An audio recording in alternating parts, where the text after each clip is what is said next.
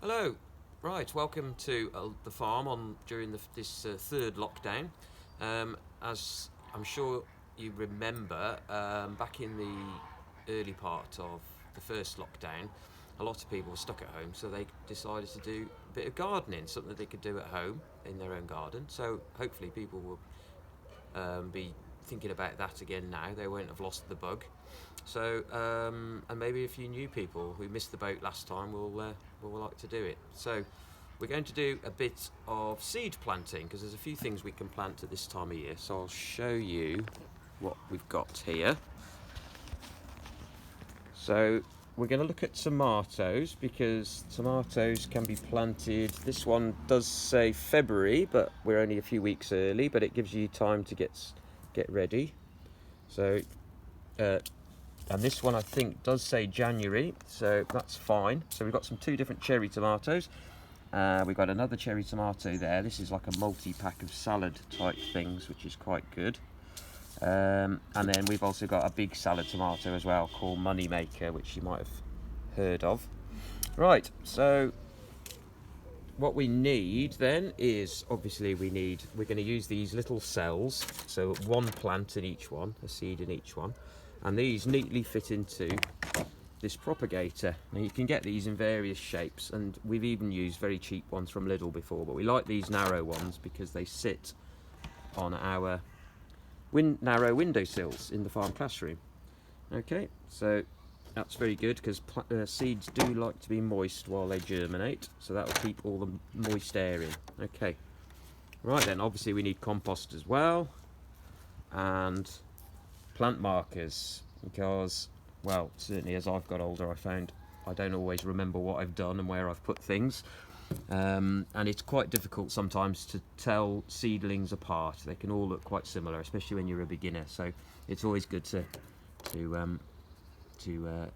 mark the plants with what they are. Okay, right then, so I'm ably assisted by farm volunteer Jane today, so she's going to do the planting. So she's going to take this little section of pots here and just fill it with compost. Tomato seeds are really small, so they don't want to be planted deep. So what we'll do is we'll just put the compost on the top, up to the top. And Jane's gone for the Chirola there, which is a nice cherry tomato. Now that pack was actually reduced in home base in King's Heath just down to £1, so that's good. So look out for those sort of bargains at the end of the season. It does say plant by August 2020, but I'm sure it'll be all right. Some may not germinate, but at a reduced price, hopefully it'll still be good value. Now the seed packets always tell you in planting instructions, so this one does say planting January to March in pots or trays of compost, and then sow thinly, cover with a fine layer of compost, firm gently and keep moist. So to keep him moist, it says cover with glass, polythene or a propagator lid and keep it approximately 15 to 20 degrees C. So these will be for starting off indoors. Even the greenhouse is cold at this time of year, obviously, and it says they should germinate within a week or two. Okay, so there we go. So Jane's just popping. They're tiny little seeds, as you see, so you have to be very careful with them, as you will know from eating tomatoes. So just gently popping one in each little cell. There we go. And anyway, who doesn't love a good tomato? They're pretty easy to grow, pretty reliable. You can get varieties for outdoors, so if you don't have a greenhouse, that's fine.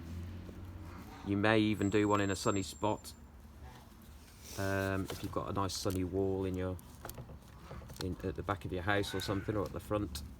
And then she's just gently covered them with a fine layer of compost and just firm them down a little. And there we go, they're in the propagator. So should we just mark them as well? So that one's called Chirola, so it's worth putting tomato Chirola.